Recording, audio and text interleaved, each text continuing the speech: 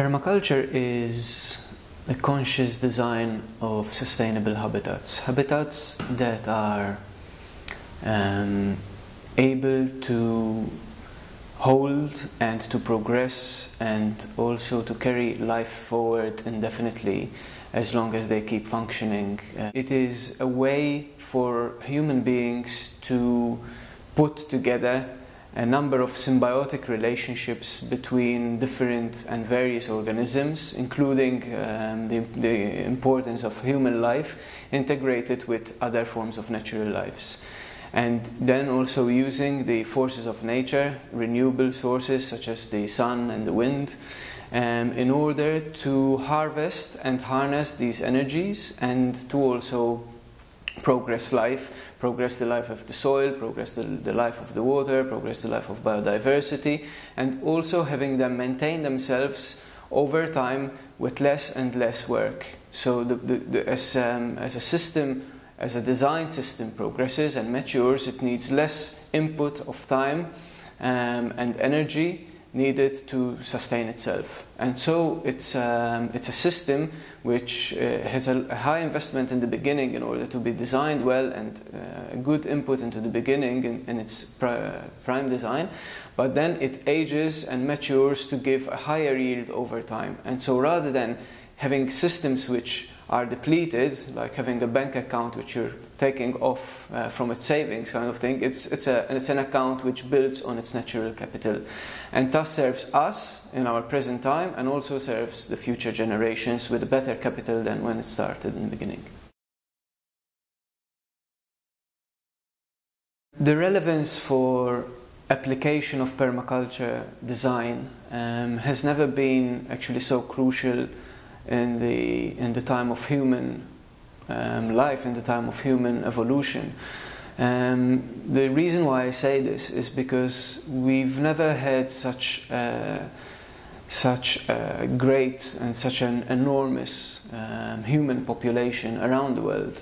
We've never had so much demand on the natural resources, such as we've never had so much demand in order to feed then such an enormous population of people. So we haven't been needing to grow so much food, needing to cultivate so much areas over the world in order to grow this food.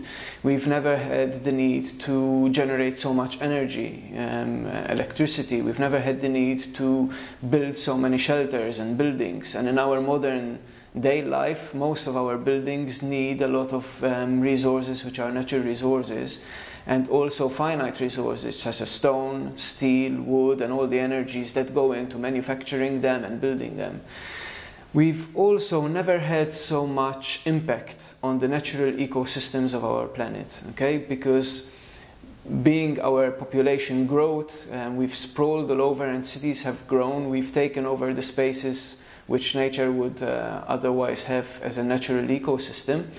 And our cities also, and our towns also, as a result of all this, they generate pollution. They generate pollution in many forms, such as noise pollution, such as gases which are otherwise not naturally there in nature, such as in sound, such as in light pollution. And so all these have effects. We pollute also our oceans, our transportation systems have heavy impacts. And taking it a bit in context to our local scenario, I'm saying this from a small island in the Mediterranean, here we are in Malta, we can see this very clearly on such a small island because it's easy to see it on a small scale. We can see the impact of having such a populated island and the demands that come with that, and also the impact it has on the human psyche.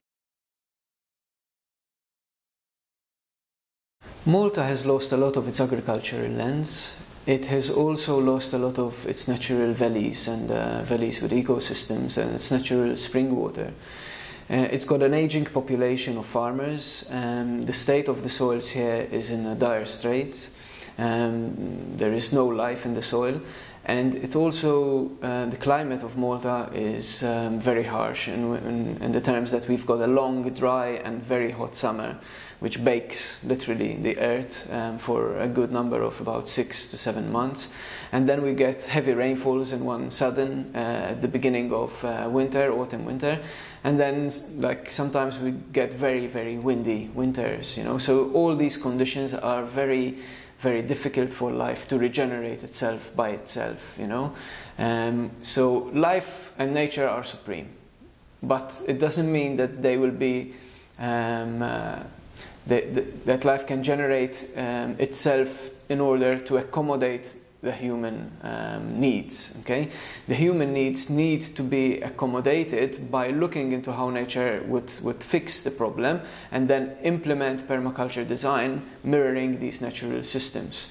So against all these problems, okay, we still have a toolbox, so to speak, which is what we're talking about here, is permaculture design. In terms of policies, we need to work hand in hand with governments. We need to have government agencies and officials that can listen to the suggestions and to the work that we're working with, and to also implement policies that can actually house this type of work. Okay, that we can train people, that we can get, for instance, regional projects going on and pilot projects going on, and where people can visit and learn, and also then progress on these designs and on these projects. And this is the only way forward. We don't have much time. We're running well against time. You know, we see, like, for example, the groundwater table and the pollution that we've got of it, and how like we are running out of this natural resource, which is vital to all life. We know that without water we can't do anything. We kind of need to act fast now, and we need to act fast by looking at this bigger picture. We kind of have to override the old rules and regulations, and we see the bigger picture. And the bigger picture is by actually putting a framework that will address policy and also help bring in types of projects that bring in also the community that work together in order to manifest these projects. These could be regional projects running in various parts of the island or wherever it may be. And also bringing in an element of the community into it, so that the project belongs to the community. Everyone feels part of this project. Everyone needs to feed themselves and their children and give a good, nice place where to live for themselves and their children. And so we need to understand that these projects will belong to all of us. You know, we need to learn and we need to expand and grow on these projects. But in order to do them in time, we really need to integrate this at the government level. We need to have officials from the government and officers from the government that understand the importance of having this implemented ASAP.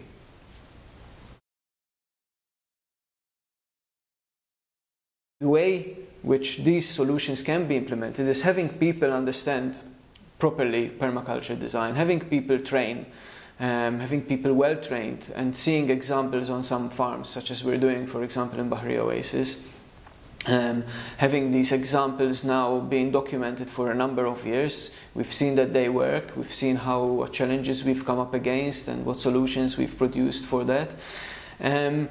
Apart from that, we've also need to teach a younger generation of farmers and food growers and community people that can work together in order to tackle these challenges, such as in what types of food we can grow, what types of food requires less water, what types of food can grow and crops and trees can grow that withstand the winds that we've got.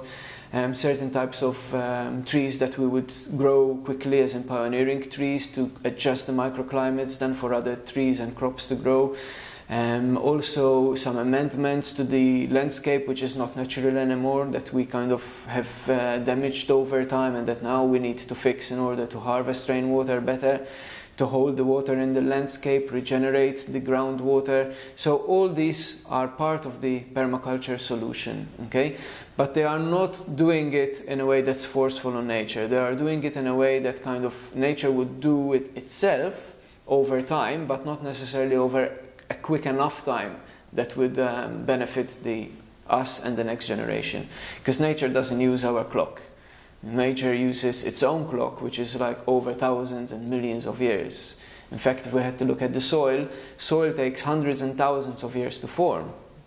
However, if we use nature's examples, such as in composting, then we make soil, and good quality soil, in months. Okay? So we're just looking at how nature works, and we are, so to speak, fast-tracking it in order to make life more in a way of a progressive, more productive, and quickly, in order that we can also benefit from it.